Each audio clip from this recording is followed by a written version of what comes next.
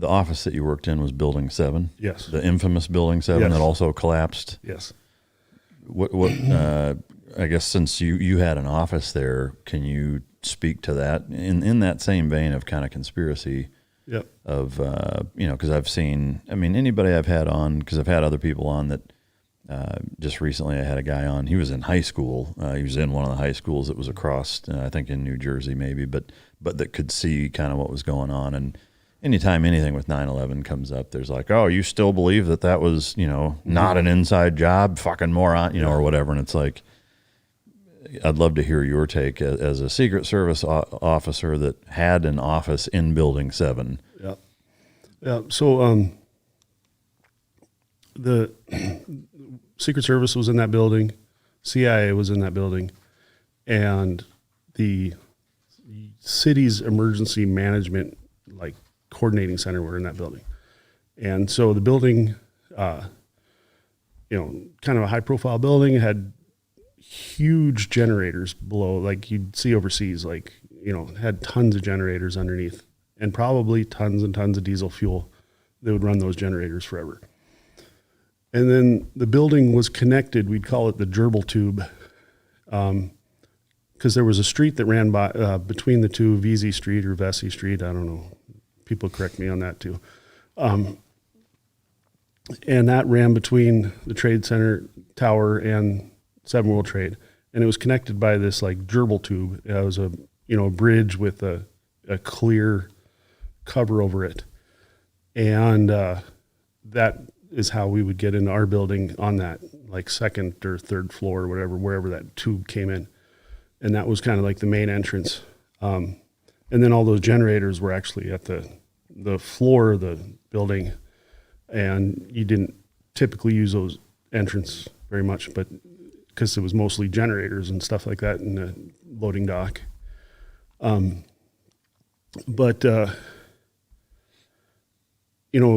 As I look at pictures, I think our floors were 7 or 8 or 8 or 9 or something like that, sort of lower. But I remember them having it, watching on video from the back, because there's no pictures of the front. Ours were burning pretty good. We had a lot of ammo there. The UN was about ready to go on, and so we had probably plenty of ammo. So I don't know, I know 2 of the last people that were in that building. The one guy I trust more than anything. The other guy, not so much. Oh, really? Does he know that? Yeah, he's an interesting deal. Can you not say anything about him? No. Yeah. So this is a weird deal too. So this guy, he was a Secret Service special officer. So most of us are special agents. Some of the guys that I worked with, they're personal or physical security specialists at the time, PSS. And this guy, he was a special officer that came from the NYPD, and he would later get arrested for stealing cars out of Ground Zero. Really? Yeah. So a lot of our cars got, all the cars that were parked down there were deemed totaled. Yeah, by the EPA, they're just contaminated. But the way the cars were set up, it was really weird. They'd have a perfectly intact car right next to a car that just burned up. Yeah. It was very weird. And so he had taken a handful of our cars and just given them to his family and stuff. Like ones that were still good but deemed totaled. Yeah. And wow. So that guy, not too trustworthy. Yeah. But the other guy, and he was one of the last ones in there. And I don't know if there was any sort of plans to demolish the building. But the way that gerbil tube connected, I could see how the front of that building could be torn off, because it had this little bridge to it. And I could see how debris from the first building would tear off the front of that building. I've never seen pictures of, what that front of the building looked like before it collapsed, because it's facing inward. And so there's a pretty good chance that most of the front of that building was gone, and we just couldn't see it from video and stuff. So, excuse my ignorance on did not all of Building 7 collapse? Was it just the front part of it? No. So I'm just assuming. I don't have any knowledge, but the way that our bridge connected, that gerbil tube thing that we called it, I'm assuming that debris had to have torn up the front of that building. Yeah. I don't know how much, but it took several hours for that building to collapse eventually. Yeah. And so if you look at some of the pictures, it looks like a couple of middle floors are burning, a couple of upper floors are burning pretty bad. And then eventually the building just collapsed. So did you never see it again? No, I never saw it again. So you never really knew how much of it collapsed or not? Well, you see it on TV. The entire building collapses into a big pile. And eventually the next day agents are assigned to watch the pile. Yeah. And try to recover any top secret stuff that was left there. Yeah. Do you know, were any people lost in that building's collapse? In 7, no. No. Secret Service lost a special officer, a different one that was there temporarily, Craig Miller. And he had been watching the limos in the parking garage, and he had the overnight shift. And he was a former Army veteran. And so it was likely that he was trying to help out people as well.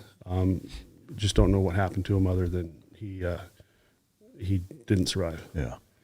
All right. So for your guys' experience, it seems like everything was pretty disjointed and there was no real command and control of anything. Was that your experience, the 10, 12 of you? Like at one point you were by yourself. Like, did you have no comms or connectivity with any of the other Secret Service agents? So I had one of the things I grabbed out of my car was a radio. And this would be good. It probably ties in. You might know him. There was Frank Larkin. He's a former SEAL, and his son was a SEAL. He was a paramedic and was somewhere trying to work on people as well. And so initially I had the handheld radio, and I was trying to connect with Frank Larkin, who was somewhere. Yeah.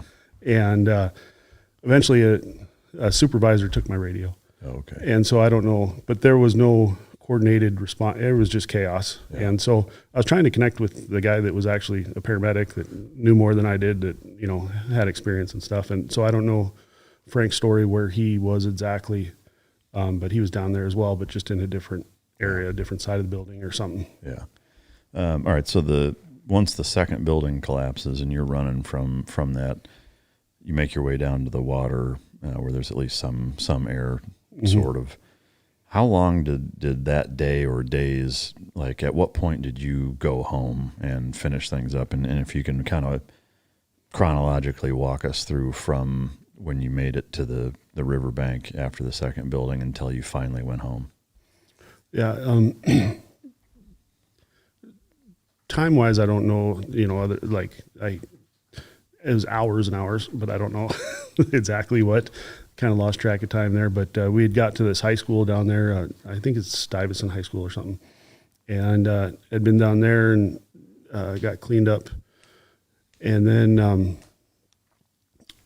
again, kind of forced to evacuate all of Lower Manhattan. And it was a long walk to the pier. So this is, we had text pagers back then. Yeah. And no cell phones existed, but I didn't have one, and a few people did, and they probably weren't working because the cell towers were gone and stuff too. So, but these text pages, we were getting text pages every once in a while, and it would say like, "Go to this place," and so DC was able to send us text pages, and so that's where I had kind of known to go to this pier, and it must have been a couple mile walk or at least a mile and a half or something.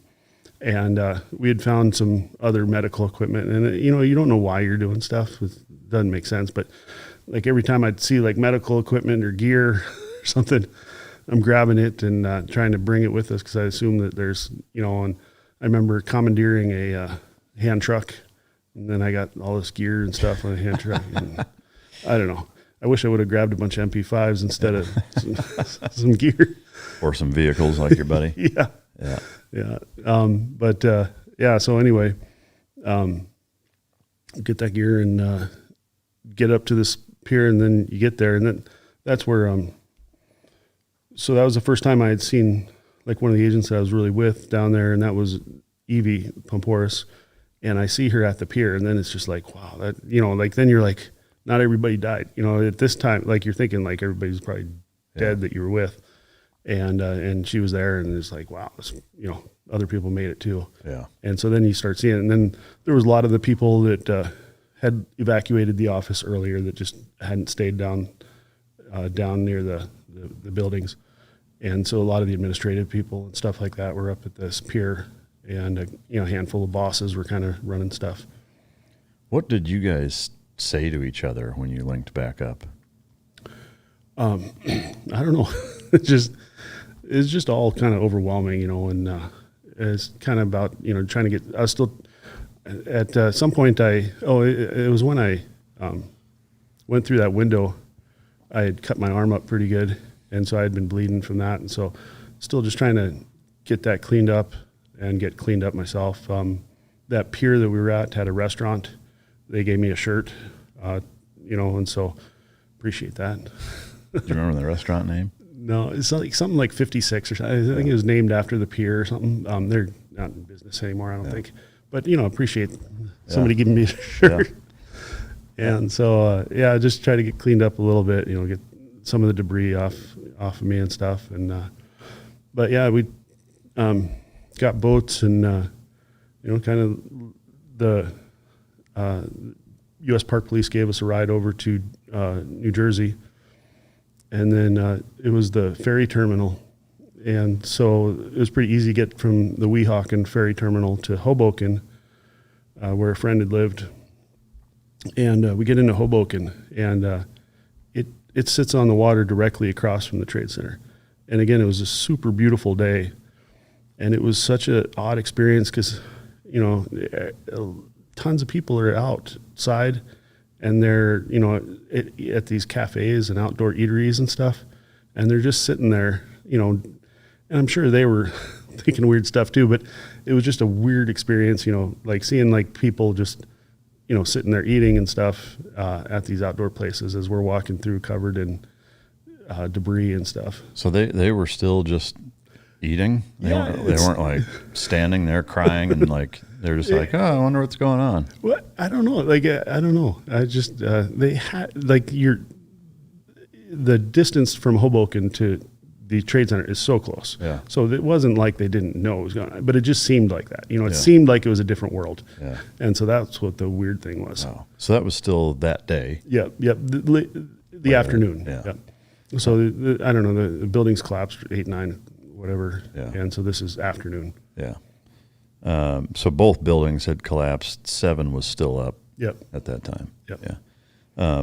When you guys rendezvoused at the pier, was there a person in charge of you guys that said, okay, this is what we're going to do, this is the plan, go home, check in at the, like, was there any kind of direction like that, or was it just cockroaches scurrying? Somebody had gotten these boats, the park police involved to help us get rides. That was it. That was the level of coordination that had been done. To me, it's surprising. Yeah. To think, now granted, the United States Secret Service, in terms of their, we'll say, responsibility to respond in something like that, is non-existent. However, because of the high-level nature of that organization, my assumption, until hearing that, would have been that there would have been some coordination, that there would have been at least one person that's like, hey, bring it in. I talked to DC. This is what we're doing. Like something like that. There was none of that. No. So if the White House had been collapsed, there would have been some clear direction. Sure, but I mean, it's still you're still your guys. Like, I mean, it was chain of command. Like, I guess that's a big wake up call, or I would hope that was a big wake up call in terms of coordination and communication and stuff. And in the event of some sort of catastrophe, that there's better coordination to how to round you guys up and either respond in a coordinated effort or to evacuate in a coordinated effort. But to me, like the key would be a coordinated effort, not fucking everybody's on their own and it's like, oh, we got this text message, but that's about it. Like, that seems kind of weird to me. Yeah. And hopefully, it was just, and they should have been more prepared, because a Secret Service office was lost at the Oklahoma City bombing. Yeah. And so there should have been, and the first Trade Center attack, was in '93, and so some of our agents were part of that and injured in that and stuff. Yeah. And so they absolutely should have had more coordination. There should have been more deliberate, setups and places to relocate. And if it wasn't for that text pager, I don't know what where I would have ended up. Just wandered around enough. Yeah.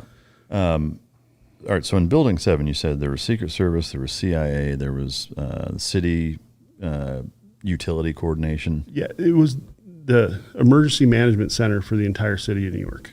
So that's where, when stuff went bad, that's where the mayor would go and coordinate stuff. And so that's why it had all those generators. That's why it had fuel to run for days. Yeah.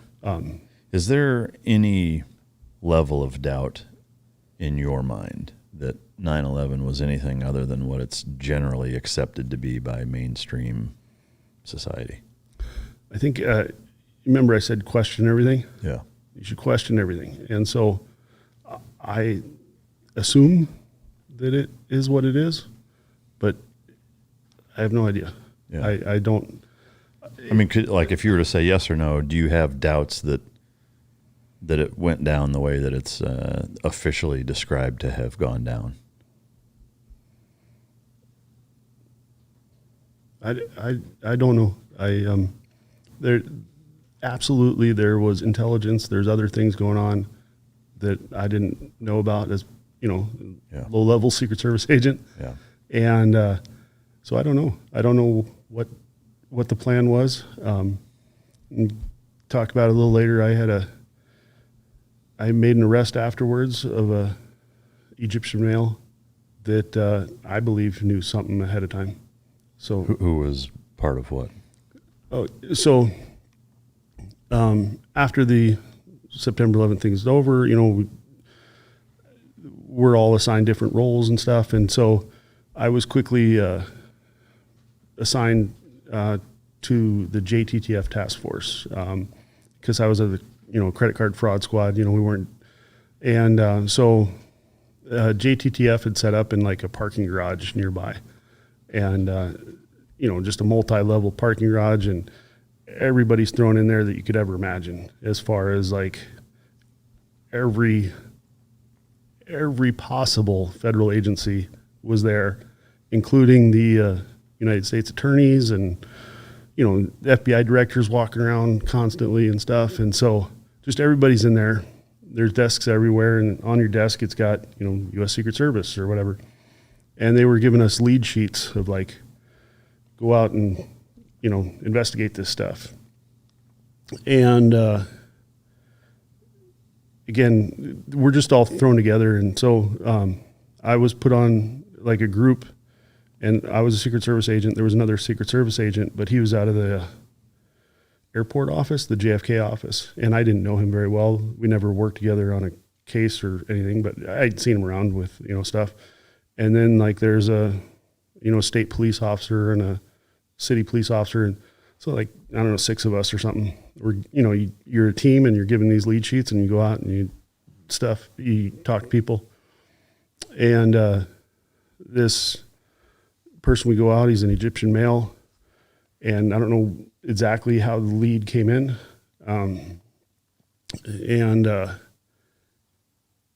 I get there, and the guy's clearly involved in credit card fraud. He's there. He's a Egyptian male, legal. He had came in on a religious visa. Said he was like an imam or something like that. And just, things aren't adding up. Like, this guy is clearly involved in credit card fraud. It's easy. As I'm going through tons of paperwork, the other Secret Service agent is talking to his wife. She was a Spanish speaker. And so they're speaking in Spanish, and I'm just going through paperwork because that's, again, I'm not the best investigative agent. I, pretty limited experience compared to, like a true investigator. And, but this is simple. There's boxes and boxes of paperwork of credit card numbers and things. And then I come across a Nextel phone bill, and It was the most recent phone bill. It was on top there. And on September 11th, this guy is making 3-way calls. So to Kuwait and Egypt in the morning, multiple calls. This guy had never woke up before like 10 a.m. You know what I mean? Like there's no call record ever before like 10 a.m. And then on September 11th, there's several calls all before 9 a.m. And they're 3-way calls, and he didn't typically make 3-way calls and stuff. And they started before the attack started. And so that's where I was like, well, this is interesting. Yeah. And so I arrested him for the credit card fraud, and a female accomplice that he had, she was Egyptian as well. And take him, and I'm not the best investigator, but this guy confesses to everything right away. Oh, wow. And I'm like super good on the forms and stuff. Like, it's not like the movie where you're going over their Miranda warning. I read it, and then I have them sign it. And, so we're like dotting all the I's, crossing all the T's, he's got his Miranda stuff written out. And then he writes me a statement of like, yeah, I did $250,000 of credit card fraud, Does he talk about where it went? Like, did he take it, or is he funneling money terrorist funding wise? Well, see that, I don't know. It was hard to get in, he was taking the money. He lived in a small apartment in Queens. He had a yellow Mustang, but that was it.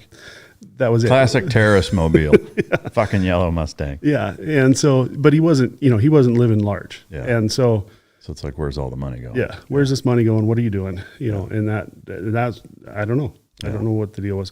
And so, so we didn't have an office. I don't know where to bring stuff. I don't know who to talk to. I didn't have, my bosses were all in the wind, because we'd all got scattered everywhere. And so, my office had been, after the JTTF, you're sitting at a desk there at this parking garage, but like my actual office, they had said, well, you go over to the post office. Well, the different squads were all divided. Well, my bosses weren't around. So the electronic crimes task force, because they're electronic crimes and they have lots of connections in the industry, they had gotten space at a different building, a pretty like nice space. So I went over there to talk to them, and they had all these charts, like they're doing tons of investigation into the guys that were on the planes. And there was a lot of, fraud there. Like apparently they had purchased tons of tickets, so the planes didn't have as many people on them. Oh, okay. So it was easier to overtake a plane. Really? I didn't know that. Yeah. And those were done with credit cards and stuff. And so they were doing a lot of that investigation. I, tried to talk to the boss about, hey, like, this is what I got. And, it wasn't getting like much reception, I'm like, and I think everybody just saw the credit card fraud. He's arrested. I was able to get an INS detainer. And that was pretty hard. So an INS detainer, because they're an illegal alien, will hold them, not allow them to get bail. And I remember going to INS and saying, hey, this is what I got. And the guy's name starts with an L, like EL, and then the last name. Well, INS was like, no, we have it AL, and then the last name. So it's not the same guy. You guys are morons. So they let him go? They were going to, and then I got the United States attorney. They were way more receptive. Yeah. He trumped them and got the INS detainer. So do you know if any of those plane tickets were purchased with any of his credit card fraud, or do you have any idea what any of the purchases were? No, I don't know. But it is, it's a thing that I still look back on, because I felt decent. Like I made the arrest, the guy's in a jail cell and things are okay. And so then I kind of went on, and you were only assigned to the JTTF like 2 weeks at a time or whatever. But that case stayed with me until I left and went to the technical security division. Well, then that case gets passed off. And so I didn't know, at the moment I felt okay, like this guy's in jail. But I assumed that JTTF and other people would continue that investigation further. And to my knowledge, they didn't. And the ass kicker was this guy. He went to jail, and while he's in jail for a couple of years. He ends up suing the Bureau of Prisons and wins. And they gave him $250,000 for his treatment while he was in jail. And apparently he's back in Egypt driving yellow Mustangs. What the fuck, man? Yeah. That's mind-boggling. Yeah.